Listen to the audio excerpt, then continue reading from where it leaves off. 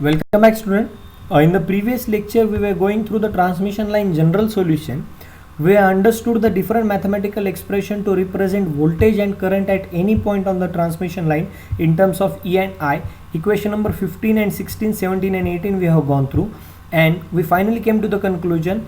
The equation for voltage and current can be represented something like this: ER into ZR plus Z0 upon 2 ZR of this form, and IR into ZR plus Z0 upon 2 Z0. There are certain differences that you need to understand in terms of voltage and current, and by applying certain mathematical operations, multiplying by e raised to root ZYS, we got the expression of voltage and current in terms of cos hyperbolic and sin hyperbolic, which indicates that electromagnetic waves which are flowing through the transmission line also follow the sinusoidal nature. So after that, now we will try to understand the next point of the topic, that is physical significance of the equation and what is the concept of infinite line. Okay, so the last equation which we have written in terms of cos hyperbolic and sin hyperbolic, this equation I was talking about, okay, ER and IR, can we replace this? If I assume the transmission line of length L, I will just replace S by small l, and how these expressions can be represented, let's see. IS is equal to, this is sending end current, IS is equal to IR. So just this IR is taken outside, this equation I am talking about, this IR is taken outside, ER can be written as IR into ZR. See, this ER is represented by IR ZR and IR is taken outside. So in the bracket I will be left with cos H root ZYL plus IR is already taken outside, so ZR upon Z0 sin hyperbolic root ZY into L. So this equation we have got. So IR into cos hyperbolic root ZYL plus ZR upon Z0 sin hyperbolic root ZYL. If line is terminated in ZR equal to 0, 0. What I mean to say, I will just try to draw it here. I have this transmission line with the load. This is the load impedance which is represented as ZR. If this ZR is equal to Z0, if this ZR is equal to Z0, I need to replace wherever I am getting ZR by Z0. So this Z0 will become 1, and I am left with this expression IS is equal to IR cos hyperbolic root ZY into L plus sin hyperbolic root ZY into L. I can represent this root ZY by gamma also. Let's do it in the next steps. Now, can I represent this IS upon IR? Let's see what I am going to do now. I will take this IR to this denominator, and I am having cos hyperbolic root ZYL plus sin hyperbolic root ZYL. Can I represent it in the exponential form? See, we know that e raised to j theta is equal to what? Cos theta plus j sin theta. Yes or no? Cos theta plus j sin theta. I am just writing, just try to understand, because with this cursor it becomes difficult for me to write, but see, sin theta. But if I want to represent in terms of e raised to only theta, it can be cos hyperbolic theta and sin hyperbolic theta with this I term absent, with this j term absent. So here, as hyperbolic is there, I will simply write e raised to root IS upon IR is equal to e raised to root ZYL, because I already have the form of cos root ZYL plus sin H root ZYL. So root ZY can be represented as gamma, and I will get the expression as IS upon IR equal to e raised to root ZYL, and this root ZY is represented replaced by gamma. That we already know. Gamma is a propagation constant of the transmission line. Now, what is gamma? Gamma is a propagation constant which can be represented as alpha plus j beta. Perfectly okay, where alpha is attenuation constant, beta is phase constant. These things we already studied in the wave propagation unit number 6. The same things are applicable here. Now, dividing equation 17 by equation 18. What is equation number 17 and 18? In the previous expressions of general solution of the transmission line, what are equation number 17 and 18? Now I am going to divide E by I. So this ER upon IR cos H gamma L, cos H root ZYL and IR Z0 sin H root ZYS divided by this entire expression of E by I. So let's do those expressions here, and what I will get, ZS. Since it is a sending end voltage upon sending end current, this will be sending impedance. ES represents sending end voltage, IS represents sending end current, because at the receiving end it is ER/IR. So I will get this as input impedance or sending end impedance or source impedance. So source impedance is equal to source voltage upon source current is equal to, if you just replace and some certain mathematical expressions, certain simplifications, you will come to the conclusion that ES upon ZS is equal to Z0 root ZR cos H gamma L plus Z0 sine h gamma L. Still we are in the hyperbolic form. Don't forget to write those things in this manner. ZR cos h gamma L plus Z0 sine h gamma L divided by Z0 cos h gamma L plus ZR sine h gamma L. Remember, in the numerator, coefficient of cos h gamma L is ZR. In the denominator, coefficient of cos h gamma L is Z0. So ZR, Z0, Z0, ZR.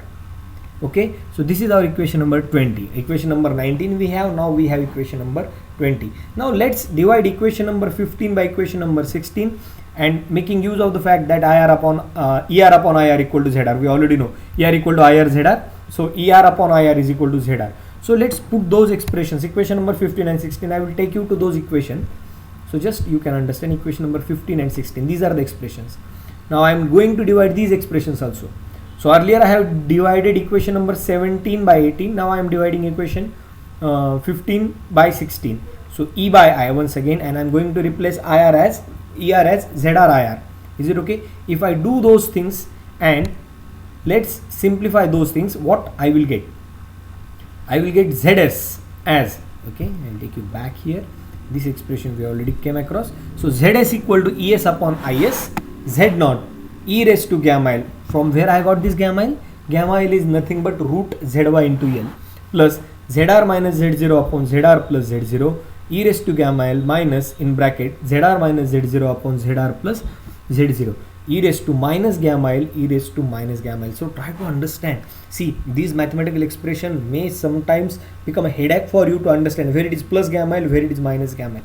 That is the point why I am telling you that if this question is asked in an examination, better you should not attempt it, because a single mistake can ruin your marks. But you should know the final forms at least. You should know final forms of this mathematical expression. Otherwise, the forthcoming concept of the transmission line you won't able to understand. So final forms, that is equation number 15, 16, 17, 18. Okay, those forms are very much important for you, and it is just the different mathematical identities like exponential form, logarithmic form, taking LCM, taking the common term, dividing that common term into the bracket, putting them all things in the bracket, and ZR minus Z0 upon ZR plus Z0 will become capital gamma for you. Capital gamma is nothing but reflection coefficient. So you should know these things in a detail, otherwise it becomes difficult for you to understand. Now once again, in equation number 3, if ZR equal to Z0, okay, equation number 3 we have gone through. If ZR equal to Z0, definitely ZS equal to Z0, means it is ZR equal to ZS equal to Z0. If this is the condition, what will happen? That means every impedance of the transmission line is exactly equal to characteristic impedance. Okay, if this is so, which conforms to the definition of characteristic impedance of the lumped network, which conforms to the definition of characteristic impedance of the lumped network, which indicates that input impedance of an infinite line may be found by letting L to approach infinity in equation number 20 or 21. So if I put ZR equal to Z0 here, what I will get? This ZR equal to Z0. So this term will be cancelled. This term will be cancelled. And what I am getting? E raised to gamma L will get cancelled, and I am getting ZS equal to Z0. See, in this expression, if I put ZR equal to Z0 in this equation number, instead of 3, if I write this as, put this in equation number 21, if I put it in equation number 21, what is the final form which I am getting? I am getting ZS equal to ES upon IS is equal to Z0. ZR minus Z0 it get cancelled because it is the same term, and I e raised to gamma L in the numerator and denominator turns out to be 1, and I will get ZS equal to Z0. But ZS equal to Z0 we got by putting ZR equal to Z0. That means A equal to B, B equal to C. That means A equal to C.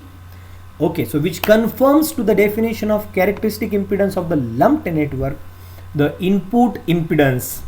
This is source impedance, input impedance of infinite line may be found by letting L to approach towards infinity.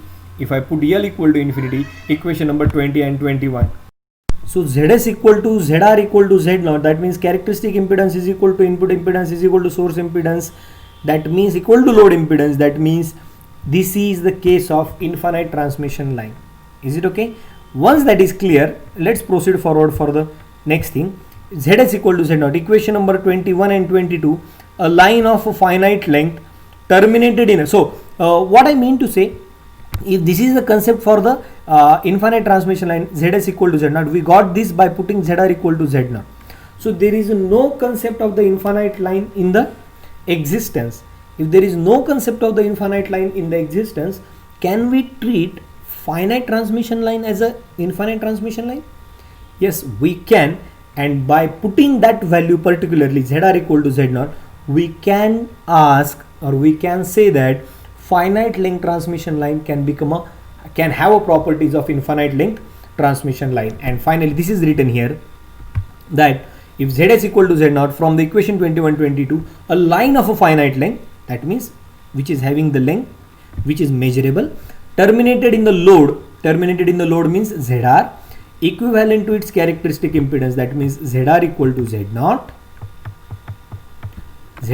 Z0, appearing to the sending end generator as a infinite line. That means if I have a finite length line which is of this length, and if this Zr, output impedance Zr, is equal to Z0, that means this transmission line can be treated as infinite length transmission line. It is just the assumption. A finite line terminated in a Z0 end and the infinite line are indistinguishable or not separable by measurement at the source. The Z0 terminated finite line may be studied for the analysis of infinite line, because there is no concept of the infinite line in the existence. So we can have a finite length transmission line, and we can ask this transmission line to act as infinite length transmission line where I don't have a receiving end voltage coming back to the source end. So that's the reflection coefficient. These things we are going to discuss later on. So if I draw a finite length transmission line like this, where Z0 is a characteristic impedance which is constant throughout the section of this transmission line towards infinity, if A and B are the point, at point A and B, consider a line of length capital L. The line may have terminals A, B placed in the finite distance L from the sending end. The remainder length is still infinite. Is it okay? So that input impedance of the terminal A and B is equal to Z0. So since Z0 is exactly equal to Zr and this also equal to Zs, that conforms to the definition of infinite line. That means everything is same. So all impedances are same. That means we can treat this line as infinite line. Is it okay? Coming to certain remaining points of this particular thing, and then we will conclude. So thus the length L of the line represents a finite length of the line terminated in its characteristic impedance. Restating equation number 15 and 16. So once again these equations are written, equation number 15 and 16, once again they are written. If I put Zr equal to Z0, I don't have this e raised to minus gamma s part. So for a portion of the infinite line or a finite line terminated its characteristic impedance Zr is equal to Z0. If I put here, so these two terms will tend to 0. If these two terms tend to 0, that means I don't have the wave propagating in from load towards source. Okay.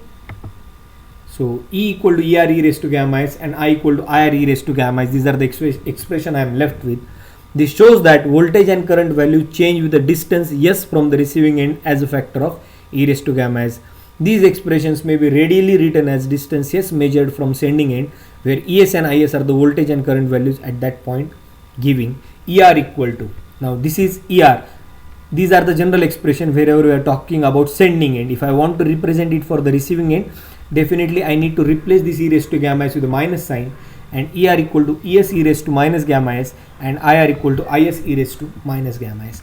So these are two expressions we got for E and I from equation number 29 and 28, or I think I am not able to see this. It is 26 and 27, and this is the final form. If the terminals A and B considered as any point on the infinite line, then E and E at any point are expressed in terms of ES and IS. So E equal to ES sending in voltage into e raised to minus gamma s. As we know the basics of the wave propagation, if we got e raised to minus gamma s, that means wave is propagating in plus s direction.